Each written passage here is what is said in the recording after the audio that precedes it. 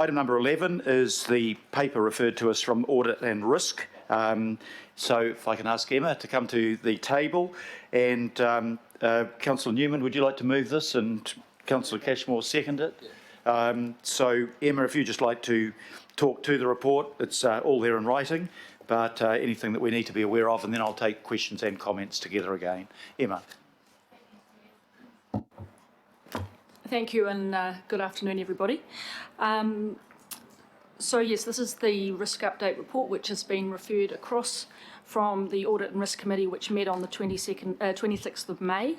The referral is a standard quarterly referral of the Audit and Risk Committee risk reporting that they receive, and it also satisfies the resolution of the Emergency Committee that was made that COVID risk updates be referred through to the Emergency Committee and or the governing body. The purpose really is for you all to note the information and ensure that you have appropriate oversight of the risk management practice and the emerging risks at Council. The report was considered at Audit and Risk Committee, and as part of it they approved the risk appetite statement, risk framework, and noted the risk update that was provided, which, if I'm honest, turned into a bit of a COVID edition. Several governing body members attended and asked questions at that meeting, and it was a very good, robust conversation. The update, I note, was prepared in early to mid-May, and the detailed risk assessments and discussion, all the content, were current at that time, but things have moved on rapidly and are under constant review by senior leadership and my team. The top risks are reviewed quarterly, and we're in the process of reviewing them all right now. The next quarterly review will be reported to the Audit and Risk Committee on the 26th of August, and then on to this back here in September.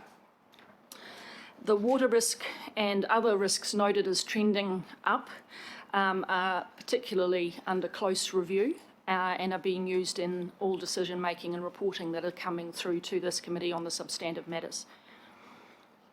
So it probably is telling the obvious that we're in an extraordinarily challenging, rapidly changing environment. The risk context as we respond and move into the recovery and address drought has meant that our top risk processes and our risk management within the organisation has been fully activated. ELT have increased the frequency of reporting on risks and the risk discussions, and we're working to use the risk management process to help in the critical decision making that's happening at pace. I'd comment that in answer to one of the comments on an earlier paper by Councillor Darby and others,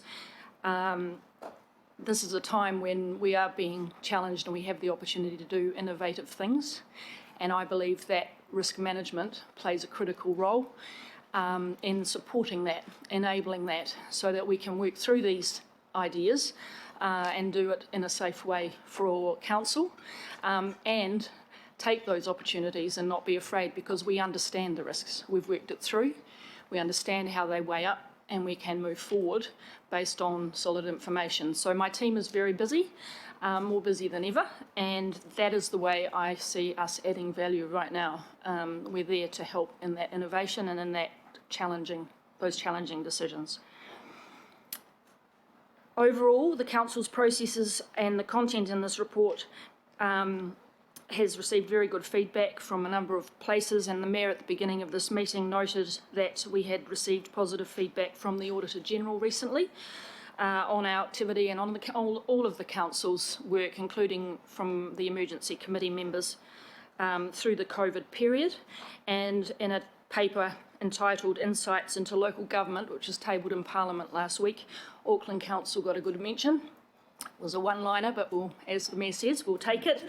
And that was very pleasing. So we are being held up as an example to the local authorities around the country and how to work in this space, so that's good. We'll carry on. So I think I will take the report as read, if that's all right, Mr. Chair, and I'm happy to answer any questions on any aspect of the papers. Thank you very much, Emma, and for the good précis of the paper. So we'll take comments and questions together, if there are any. I've got Deputy Mayor Cashmore, and followed by Councillor Casey. Very quick, so I asked this question at the actual audit and risk meeting too. Is this whole COVID risk experience is new to everybody, so we're sort of learning as we go. What have we learnt since the audit and risk meeting till now? Of our risk analysis of our processes and so forth. So what's changed? Anything changed, or are we just still as we are?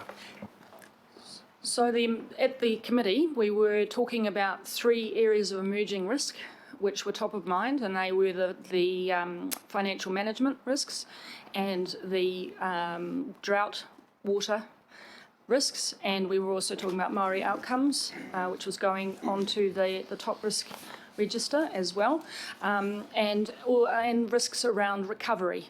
So getting organised and ready for a successful recovery for Council and Auckland. So they're all interrelated, but those are still the top emerging risks, and the assessment around those is progressing and will be reported through to our executive next week. So not a lot has changed, but things are getting a lot clearer in the moving parts, and I think what we're focused on now is what are we doing about those risks? What are the responses and the management and the mitigations, and getting that crystallised, and who owns those? What are we actually doing, and how do they all fit together so that we can move forward in a positive way? So that's the work that will come to you at Audit and Risk Committee in the next month. Yeah. Thank you. Councillor Casey. In the middle of a drought and in the middle of an emergency budget, surely one of the major risks for Auckland Council is changing its chief executive. Shut your ears, Stephen. Has that been identified as a risk? Very low risk. I would say it's a major risk.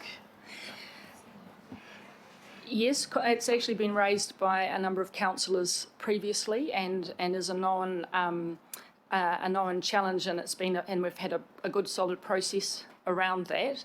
I might look to the current and incoming to comment on that process, but from a risk point of view, I'm confident that that all the thinking about how to manage that transition has been very robust, and we've taken every steps that we can. The leadership team supporting both Patricia and Stephen have been working quite hard to be joined up, holding hands and responding together, and I think that's a critical control, if you like, to all of that. The thing about risks is, and also risk events, things that happen, challenges, is that they will keep happening, and I think Stephen said that at the beginning. With risk, we can identify it and we can work out ways to navigate through as we go. And I believe that's happening with this changeover that we all wish might not be happening, but is, in a safe way for Council. So, thank you. The words poison chalice come to mind. When you said that in the midst of a drought and COVID-19, do you take account of the risk? I thought you were going to say the mental health of councillors, and that would have been properly relevant too. Okay, thank you very much, Councillor Walker. So, just got a question around some financial risks, and my apologies, I haven't read the complete report. But quite obviously, COVID has impacted on particular sectors that we derive rates from, for example, the accommodations sector. And I know that we've made a change in removing the accommodation targeted rate for a period of time. Are you looking at that risk extending out further into previous years, given the structural nature of COVID, not so much in New Zealand but overseas?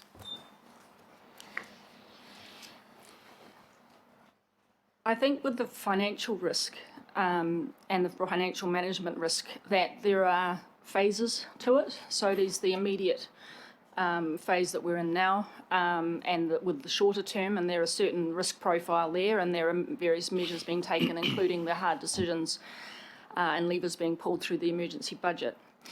There's a medium and a longer term risk as well that we have to factor in, and I think that the work that's been done by the finance team and being reported through to you with the repeated and reassessment of the assumptions and review of the challenges that are in the financial area is very important.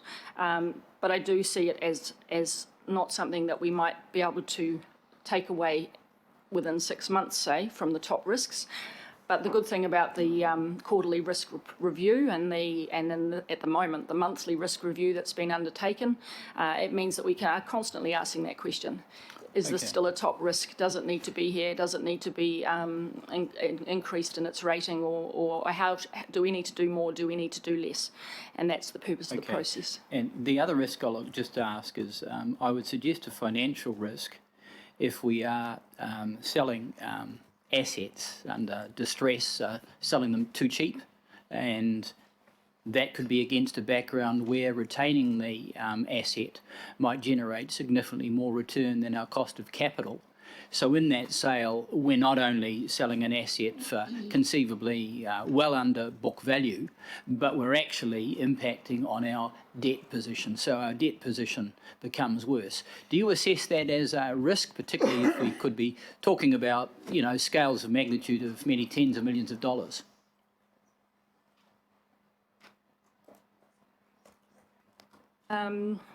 Yes, I think the debt to revenue ratio is a critical component of the financial management challenge and risk. It is something that needs to be, all efforts need to be made to manage that prudently, and that's what the top risk articulation calls out. In terms of what the mitigations for that, I believe that the key thing is the due process that we go through to make decisions around the asset sales, for an example, that you've called out, but any other decisions that we're making as well. Okay. That would be my response to that. I'm not sure So if that answers the question. in an instance where our due process doesn't cover that is, we don't have oversight because there's no reporting back to us until after the event on let's say, a very poor sale of an asset. Is that a risk that you think you should identify? It goes to a governance risk on our part in terms of lack of oversight, and therefore it comes under the function of audit. I'm aware of some of the questions around this elsewhere outside of this meeting, and I think that, not to get too technical on risk, but it sounds to me like this might be an issue that we need to investigate to see whether there is something that is lacking in terms of our control environment with our process to make sure that it is robust like we believe it is, and if there are any issues about the way it's being implemented or other improvements that can be made, then we can do that through that process. I don't see it as a risk in itself at the moment. I think it might be an issue that we need to look at. Thank you. Councillor John Watson. Thank you. Just a question on the AC 36 program. PricewaterhouseCoopers completed a review, and I'm assuming that that's in point 87. At point 88, these risks that are identified, that they are the consequence of this review, that they came out of this review. Is that a logical correlation between those 2 points? There's a whole lot of risks identified there, and there's this reference to this review that PricewaterhouseCoopers did. Yes, so the relationship between those 2 points is not quite, just to clarify, the review was done of the governance arrangements at the point when America's Cup has been transferred across to be led primarily from ATEED, and a relook at the governance was done.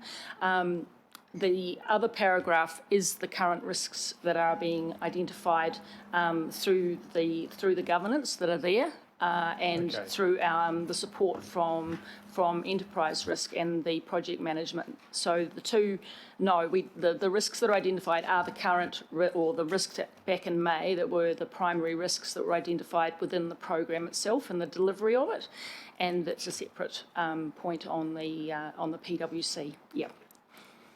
Thank you. It's been moved and seconded, so I'll put the recommendations. All those in favour, please say aye. Aye. To the contrary, no. Carried. And Emma, thank you very much for a good presentation and good answers to the questions.